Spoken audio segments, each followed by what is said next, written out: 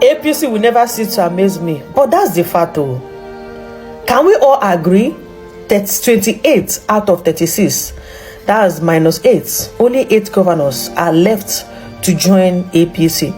Don't you guys think they are gradually, indirectly turning this country into a one-party state? In fact, we're already a one-party state, because there's no way 8 out of 8 can challenge 28.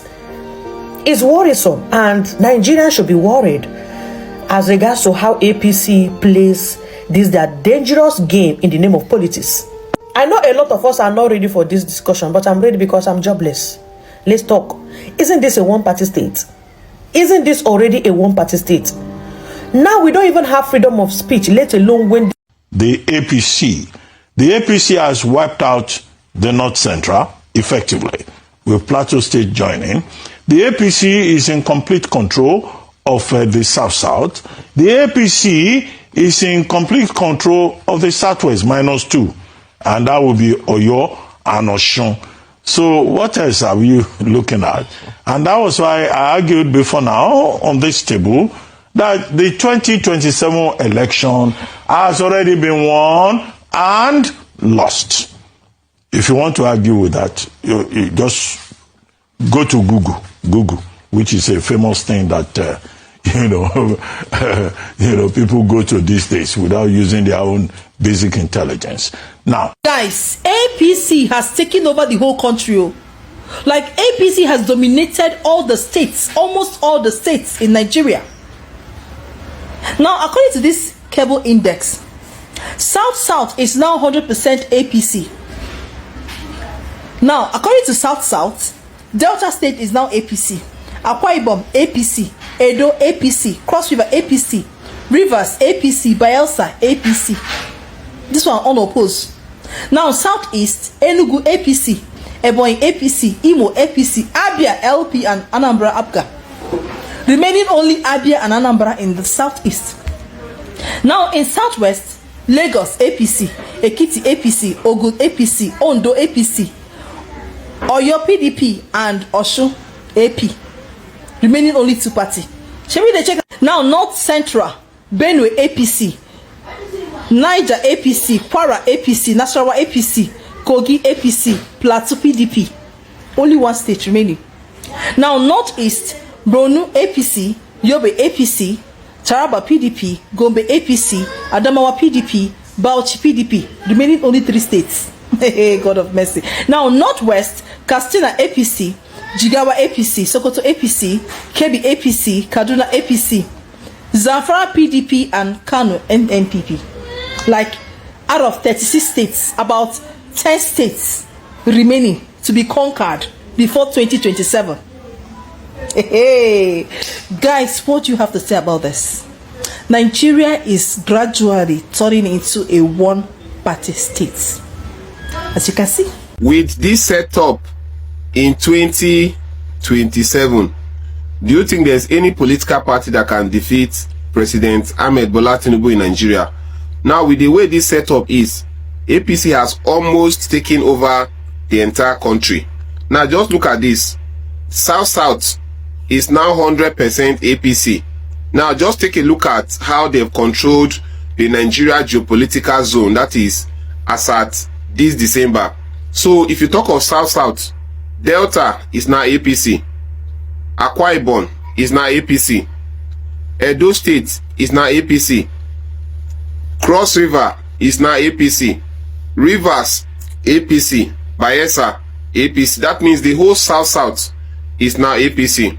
Now let's go down to the east. If you come down to the east, Enugu State is now APC.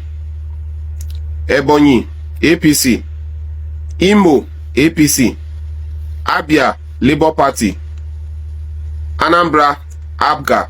That means among the 5 eastern states, only 2 states currently is not under APC. Now the remaining 3 are APC.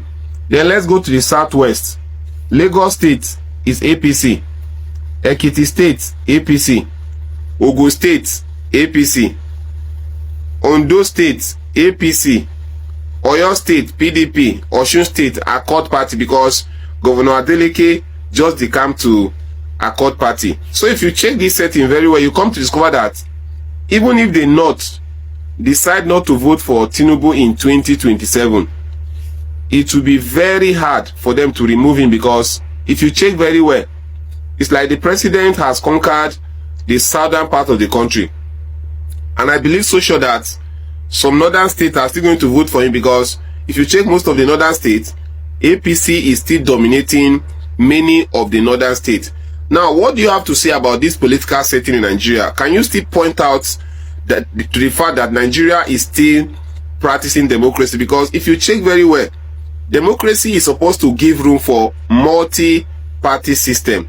And then whenever there is no multi-party system, and maybe you have just two political parties in that country, then one must be a ruling party while the other one will be an opposition party. But in Nigeria right now, I don't see anything like opposition anymore. Like, there's no, is it a Accord Party that is going to oppose APC? Is it APGA? These are all minor parties. They are not major parties. One of the major parties we have in Nigeria is PDP, and PDP is already dead on arrival. So PDP can no longer challenge this current government in 2027. Now let's go back to ADC. ADC is one of the new coalition that was formed to challenge the present administration. But with the way things are going, do you think ADC stand a chance of challenging President Tinubu in 2027? The truth is, the Nigeria political setting is on the verge of becoming a one-party state. But if I must tell you, one-party system is not healthy for democracy, because it will not give room for opposition, it will not give room for freedom of expression, and there's going to be a lot of oppression. I know so many of you don't know this one, but I just make an update now, because for some of you, you always come out to argue blindly. You don't know anything about politics. So I'm telling you, because I have a little bit of political experience as somebody who studied in the Faculty of Social Science. I did a lot of political courses, and I understand what I'm telling you better. Let me get what you think about this. Are you okay with the fact that Nigeria is becoming a one-party state, or APC government should try to ensure that they give room for other parties to also operate? Because if they were not giving if they were not giving room to operate, they will not be in power today, and that is what we call democracy. I just make an update now. About 80% of Nigerian active politicians are APC. That is 80%, if not more. I don't know what is there to celebrate. I don't know why Senate President Baba Godswill Akpabio think is something to celebrate. There is nothing to celebrate. See, in a democratic country, you need opposition. Any democratic country where you don't have opposition is almost like authoritarian leadership.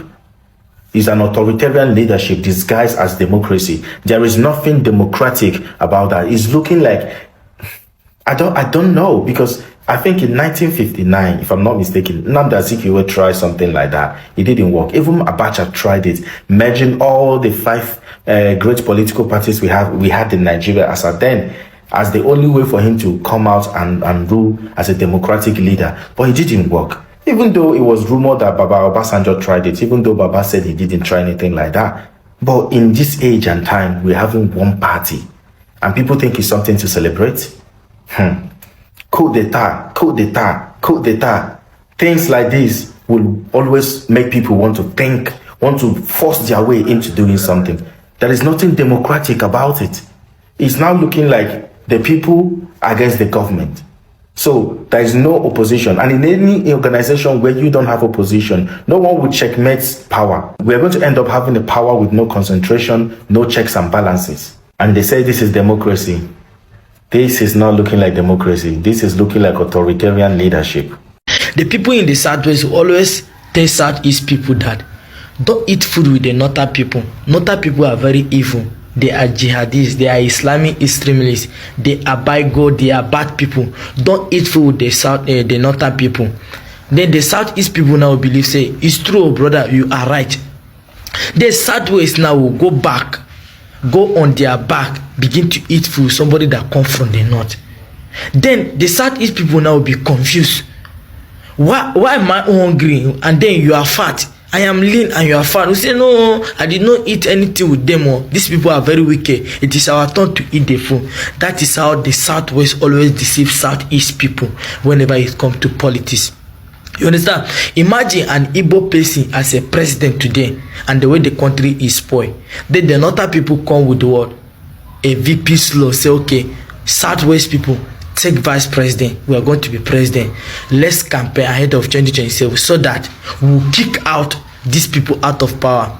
Do you think Southwest people will say, okay, oh, this Igbo person, this Southeast person is from our brother, is from the South, so let power remain in the South? They will never do like that. They will do anything possible to make sure that they collect that VP slow and work against that party. This still happened in 2015 now. When Buhari comes, we want to take power from somebody who is from the South, his own brother. He proposed VP slow to the Southwest people. They collect, they work extremely hard to make sure that they kick his own brother who is a Southern person in power. He did not even care that let power remain in the South. He worked with the North to take that power. Now the same person, the same group of people who work against their own brother from the South to return power to the North that time are now preaching that let power remain in the South. That the Southeast people should not take that VP slow for them to become part of the government. They should not take the VP slow. That let power remain in the South. This is the same South people that work against the South in 2015. Now it is time for them to taste the medicine they cook. Now they are saying that the Southeast people should not allow the North to use them. Why them themselves did they allow the North to use them to get power? Now they say now Southeast people not allow them. And they're funny enough, that is how Igbo people always bow to their idea. Igbo man, the problem of Igbo man or political analysis of Igbo people is not the North. The North is not your problem. What is your problem is your wrong calculation. You want to be the president. Then somebody say, take vice president first. You say, no, you want the president. Let that person that want to give you vice president to be vice president. So you be the president. And that person have the more population over you. That person has the highest population that can decide who will become the president. But you don't want to be loyal to the person. You wanted the person to be loyal to you. You said that Peter Obi should not be vice president to Atiku. But you wanted your son, not that person, to be a vice president to Peter Obi. Does it work that way? Even your brother is a power today. How did they start it? They started with vice president because they got the president. You understand? So your problem is the miscalculation. Politics is not a game of emotion. Politics is not a game of emotion. I am not campaigning for anybody. I'm just telling you that how the games work. You have to follow the devil, dive, to be able to get where you want to go. You understand? So you should not come here tomorrow, failing to take this opportunity. You shouldn't fail come here tomorrow and say somebody is marginalizing you or they are trying to sideline you. No, it is your wrong calculation. It is your wrong calculation. That is what I want you to know. Welcome back to the channel. So a lot of Southerners are very angry and worried as the APC continues to spread its grip across Nigeria. Every week, another governor, senator, or lawmaker is seen dumping their party just to join APC. And this is not happening because APC has suddenly become better or more credible. I think it's just happening because power has been centralized and politicians are chasing protection. Everybody wants to be favored and they need to survive. And this movement only exposes the deep weakness and the greed that is inside our political class.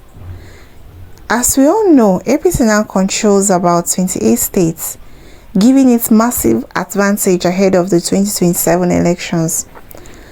Now, with control of state structures, security influence, and electoral machinery, the ruling party is actually positioning themselves as the only force that matters. And this is actually dangerous for democracy, because when politicians rush into one party, not because of ideology, but just for fear of being sidelined, I feel like democracy becomes a joke. Elections, on the other hand, will now turn into familiarities and it's no longer real choices. Most of these politicians that are decamping to APC, they don't have shame, and that's the truth. Now, they can call this, before now they say APC is incompetent, this and that. Then later on you see them praise the same party they once condemned, just like Fubara. I'm using as an instance now. And this guy is a move without consulting the people that voted for them. And this shows that Nigerian politicians, they don't even respect the people. They respect their own interests. The voter is being ignored while power games take center. What's it called? Is it stage? Yeah, it takes center stage. The APC government has encouraged this culture for so long, and instead of building strong institutions, it rewards loyalty over competence. Instead of improving lives, this government focuses on political dominance. Under APC, we all see what Nigerians are facing. There's rising hunger, weak currency, unemployment, there's insecurity and heavy taxes that are yet to be paid in January. Instead, rather than fixing these problems, the party is busy absolving defectors here and tightening its hold on power. Now, they are gradually turning Nigeria into a one-party system, and this will not bring development. It can only silence opposition, kill accountability, and actually protect corruption. Without strong opposition, bad policies will go unchallenged, and that is the truth. These leaders, they become arrogant. Citizens are the ones that suffer all these things at the end of the day. History shows that one-party dominance can lead to abuse of power and eventual collapse. Southerners have actually seen this very well, and this will fear marginalization, they fear suppression of dissent, and also the death of federal balance. Now, Nigeria is too diverse to be ruled by one dominant political machine. Democracy needs competition, it needs strong opposition and fearless voices.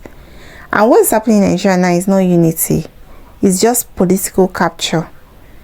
And it's not strength, it's insecurity among politicians that fear the future. And if Nigeria allows this trend to continue without questioning it, I feel 2027 may arrive with no real alternatives on the ballot. What's your take about this? Do let me know what you think in the comment section. And if today is your first time joining my channel, please don't forget to like, share and subscribe. So the chairman of the APC governors, Imo State Governor Hope Uzodinma, has just today been 18th of December 2025 said that APC is doing greatly well. You don't know why? Because he bragged that almost 28 out of 36 governors in Nigeria has already decamped to APC, and they are hoping that more governors will decamp or will join them. Now I want to ask, do we rate the performance of a party based on how many governors they have,